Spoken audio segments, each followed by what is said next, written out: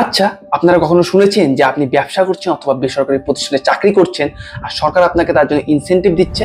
হ্যাঁ, যারা নতুন চাকরির খোঁজ করছেন অথবা যারা নিজেদের ব্যবসার পরিধি বাড়ানোর কথা ভাবছেন, তাদের জন্য আজ সত্যি একটি দারুণ খবর থাকছে আজকের এই ভিডিওতে। কেন্দ্র সরকার একটি যুগান্তকারী সিদ্ধান্ত নিয়েছে, যা আগামী 2 বছরে আমাদের দেশে 3.5 কোটিরও বেশি নতুন কর্মসংস্থানের সুযোগ তৈরি করবে।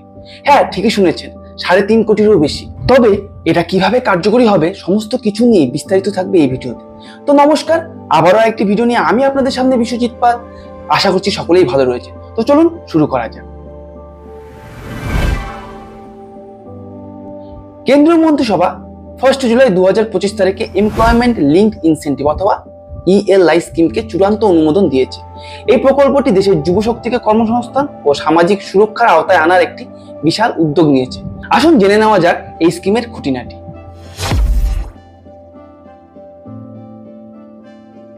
এই এমপ্লয়মেন্ট লিঙ্কড ইনসেন্টিভ স্কিম হলো প্রধানমন্ত্রী নরেন্দ্র মোদীর যুব কর্মসংস্থান ও দক্ষতা বৃদ্ধির জন্য ঘোষিত 2 লক্ষ কোটি টাকার 5টি স্কিম প্যাকেজের একটি গুরুত্বপূর্ণ অংশ। এই স্কিমের জন্য সরকার প্রাথমিকভাবে 99,446 কোটি টাকা, প্রায় 1 লক্ষ কোটি টাকা বরাদ্দ করেছে। মূল লক্ষ্য হলো আগামী 2 বছরের মধ্যে দেশে 3.5 কোটিরও বেশি নতুন কর্মসংস্থান সৃষ্টি করা। এর মধ্যে প্রায় 1.92 কোটি অর্থাৎ 1,92,00,000 নতুন কর্মী প্রথমবারের মতন কর্মক্ষেত্রে প্রবেশ করবে।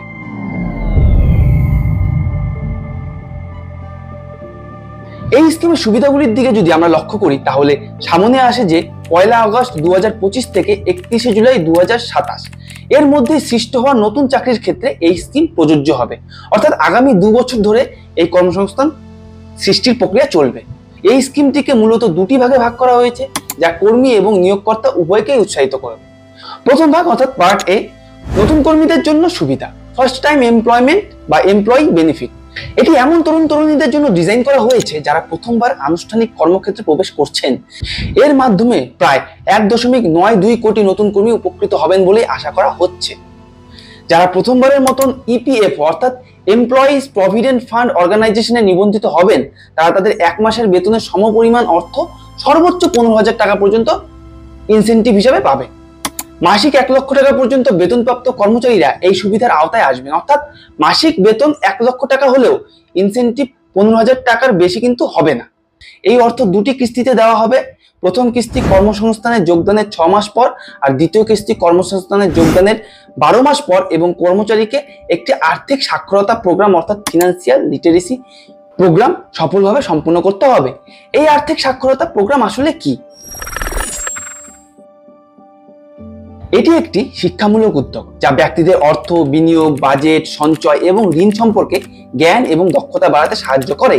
এর লক্ষ্য হলো ব্যক্তিদের জ্ঞাত আর্থিক সিদ্ধান্ত নিতে এবং তাদের আর্থিক সুস্থতা উন্নত করার জন্য প্রয়োজনীয় সরঞ্জাম সরবরাহ করা। এই প্রোগ্রামগুলিতে প্রায়শই কর্মশালা, সেমিনার, অনলাইন সংস্থান এবং ব্যক্তিগত পরামর্শ অন্তর্ভুক্ত থাকে। বিষয়গুলির মধ্যে সাধারণত ব্যক্তিগত বাজেট তৈরি করা, ক্রেডিট কার্ড এবং ঋণের ব্যবহার বোঝা, সঞ্চয় এবং বিনিয়োগের পরিকল্পনা করা, অবসর গ্রহণের জন্য প্রস্তুতি নেওয়া এবং আর্থিক জালিয়াতি এড়ানো ইত্যাদি বিষয়গুলো শেখানো হয়।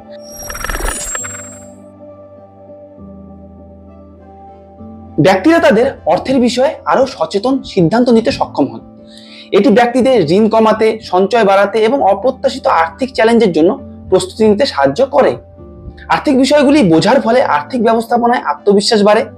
এটি ব্যক্তিদের দীর্ঘমেয়াদী আর্থিক লক্ষ্য যেমন বাড়ি কেনা বা অবসরের জন্য সঞ্চয় করার পরিকল্পনা করতে সাহায্য করে। এই প্রোগ্রামগুলি বিভিন্ন গোষ্ঠী যেমন স্কুল ছাত্র, প্রাপ্তবয়স্ক, ছোট ব্যবসার মালিক এবং নির্দিষ্ট সম্প্রদায়ের চাহিদা পূরণের জন্য তৈরি করা হয়। অনেক সরকার, অলাভজনক সংস্থা এবং আর্থিক প্রতিষ্ঠান আর্থিক সাক্ষরতা প্রচারের জন্য এই ধরনের কর্মসূচি অফার করে। কর্মীদের মধ্যে সঞ্চয়ের অভ্যাস গড়ে তোলার জন্য প্রাপ্ত পুনর্ধনের বা ইনসেন্টিভের একটি অংশ একটি নির্দিষ্ট সময়ের জন্য সেভিংস অ্যাকাউন্ট বা ফিক্সড ডিপোজিটে রাখা হবে, যা তারা পরবর্তীতে উত্তোলন করতে পারবে। এই সুবিধা সরাসরি ডাইরেক্ট বেনিফিট ট্রান্সফার পদ্ধতির মাধ্যমে আধার সংযুক্ত ব্যাংক অ্যাকাউন্টে প্রদান করা হবে। পার্ট বিতে কি রয়েছে? নিয়োগকর্তাদের জন্য সমর্থন, অর্থাৎ যারা চাকরি দিবে বা যারা বিজনেসকে আরো বড় করতে চায়।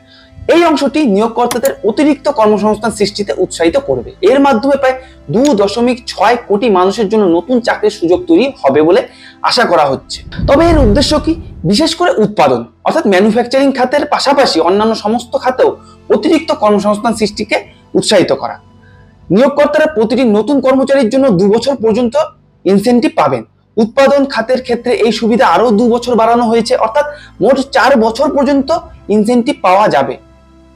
মাসিক 10,000 টাকা পর্যন্ত ইপিএফ মজুরিপ্রাপ্ত কর্মীদের জন্য প্রতি মাসে 1,000 টাকা পর্যন্ত ইনসেনটিভ দেওয়া হবে আনুপাতিক হারে। মাসিক 10,000 টাকার বেশি থেকে 20,000 টাকা পর্যন্ত মজুরিপ্রাপ্ত কর্মীদের জন্য প্রতি মাসে 2,000 টাকা এবং মাসিক 20,000 টাকার বেশি থেকে 1 লক্ষ টাকা পর্যন্ত মজুরিপ্রাপ্ত কর্মীদের জন্য প্রতি মাসে 3,000 টাকা শর্তাবলী প্রযোজ্য রয়েছে। ইপিএফওতে নিবন্ধিত প্রতিষ্ঠানগুলোকে এই সুবিধা পাওয়ার জন্য ন্যূনতম সংখ্যক অতিরিক্ত কর্মী নিয়োগ করতে হবে। যাদের কর্মী সংখ্যা 50-এর কম তাদের ক্ষেত্রে কমপক্ষে 2 জন অতিরিক্ত কর্মী নিয়োগ করতে হবে। যাদের কর্মী সংখ্যা 50 বা তার বেশি তাদের ক্ষেত্রে কমপক্ষে 5 জন অতিরিক্ত কর্মী নিয়োগ করতে হবে। এই নতুন কর্মীদের কমপক্ষে 6 মাস ধরে কর্মসংস্থানে রাখতেও হবে। অর্থ প্রদানের পদ্ধতি কি রয়েছে? এই প্রণোদনার অর্থ নিয়োগকর্তাদের প্যান সংযুক্ত ব্যাংক অ্যাকাউন্টে সরাসরি জমা করা হবে। তবে এই প্রকল্পের গুরুত্ব এবং প্রভাব কি রয়েছে? যদি ইতিবাচক দিকগুলোর দিকে লক্ষ্য করি তাহলে দেখা যায় যে এই প্রকল্পের গুরুত্ব অপরিসীম। এর বহুবিধ ইতিবাচক প্রভাবও রয়েছে। বৃহৎ আকারে কর্মসংস্থান সৃষ্টি, প্রায় সরাসরি 3.5 কোটির বেশি চাকরির সুযোগ সৃষ্টি হবে, যা বেকারত্বের হার কমাতে বড় ভূমিকা পালন করবে। এই স্কিমটি কোটি কোটি তরুণ তরুণীকে অপ্রাতিষ্ঠানিক খাত থেকে প্রাতিষ্ঠানিক কর্মক্ষেত্রে নিয়ে আসবে। ইপিএফওর আওতায় আসার অর্থ হলো এই কর্মীরা সামাজিক সুরক্ষা অর্থাৎ সোশ্যাল সিকিউরিটি যেমন ভবিষ্যৎ তহবিল, ইপিএফ এবং পেনশন এবং বীমা সুবিধার আওতায় আসবেন, যা তাদের জীবনকে আরো সুরক্ষিত করবে। উৎপাদন খাতকে অতিরিক্ত সুবিধা দিয়ে সরকার এই খাতে কর্মসংস্থান বৃদ্ধি এবং মেক ইন ইন্ডিয়া উদ্যোগকে আরো শক্তিশালী করতে চাইছে। নতুন কর্মীদের আর্থিক সাক্ষরতা প্রশিক্ষণ এবং সঞ্চয়ের জন্য প্রণোদনার বা ইনসেনটিভের একটি অংশ ধরে রাখার ব্যবস্থা দীর্ঘমেয়াদী আর্থিক শৃঙ্খলা গড়ে তুলতে সাহায্য করবে। আর্থিক ইনসেনটিভের মাধ্যমে নিয়োগকর্তারা নতুন কর্মী নিয়োগ করতে এবং তাদের দীর্ঘমেয়াদী কর্মসংস্থান দিতে উৎসাহিত হবেন। এটি ব্যবসার সম্প্রসারণকে আরো সাহায্য করবে। এই প্রকল্প তরুণদের কর্মজীবনের শুরুতে একটি স্থিতিশীল ভিত্তি দেবে এবং তাদের আত্মনির্ভরশীল হতে সাহায্য করবে। তবে কিছু চ্যালেঞ্জও রয়েছে এবং এর পর্যবেক্ষণের প্রয়োজনীয়তাও রয়েছে। তবে সেগুলো কি কি?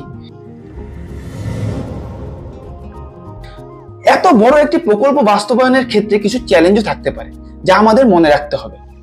এই বিপুল সংখ্যক চাকরির লক্ষ্য পূরণ করতে হলে সরকারের কার্যকরী বাস্তবায়ন প্রক্রিয়া অত্যন্ত জরুরি।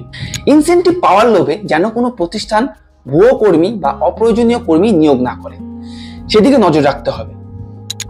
নতুন কর্মীদের দক্ষতা বৃদ্ধি এবং শিল্প চাহিদা অনুযায়ী প্রশিক্ষিত করার ব্যবস্থাও কতটা সফল হবে তার উপর প্রকল্পের সাফল্য নির্ভর করবে।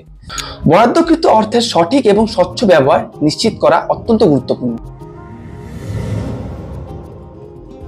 সব মিলিয়ে কেন্দ্রীয় মন্ত্রিসভার এই এমপ্লয়মেন্ট লিঙ্ক ইনসেন্টিভ বা ইএলআই স্কিম দেশের কর্মসংস্থানের ক্ষেত্রে এক নতুন দিগন্ত উন্মোচন করতে চলেছে। এটি কেবল চাকরির সংখ্যা বাড়াবে না, বরং ভারতীয় কর্মী বাহিনীকে আরো সুরক্ষিত এবং শক্তিশালী করে তুলবে। সরকারের এই উদ্যোগ সত্যি প্রশংসার দাবি রাখে এবং আশা করা যায় এটি দেশের অর্থনীতিতে এক নতুন গতি আনবে। তবে শুধু ঘোষণা নয়, কার্যকরীও যেন হয়, এটাই আমাদের আশা। আমরা আশা করব এই প্রকল্পটি তার সমস্ত লক্ষ্যমাত্রা পূরণ করে দেশের যুব সমাজকে একটি উজ্জ্বল ভবিষ্যৎ উপহার দেবে। তবে আজকের ভিডিওটি এখানে শেষ করছি। তবে অবশ্যই যারা চ্যানেলে নতুন রয়েছেন, এখনো চ্যানেলটিকে সাবস্ক্রাইব করেনি, অবশ্যই সাবস্ক্রাইব করে দিয়ে পাশে দেওয়া বেল আইকনে গিয়ে অল নোটিফিকেশনে ক্লিক করে দেবেন, যাতে করে আপকামিং এই ধরনের ইনফরমেটিভ ভিডিও নোটিফিকেশন আপনাদের কাছে সবার আগে পৌঁছে যায়। যদি ভিডিওটিকে তথ্যপূর্ণ বা ইনফরমেটিভ মনে হয় অবশ্যই লাইক করবেন এবং আপনাদের বন্ধুদের সাথেও শেয়ার করে দেবেন, যাতে তারাও এই ধরনের ইনফরমেশনের সাথে অবগত হয়। অবশ্যই আপনাদের মতামত এই বিষয়ে কমেন্টে জানাবেন। তো চলুন পরবর্তী ভিডিওতে আবারও দেখা হচ্ছে। সবাই সুস্থ থাকবেন, ভালো থাকবেন। জয় হিন্দ, জয় ভারত।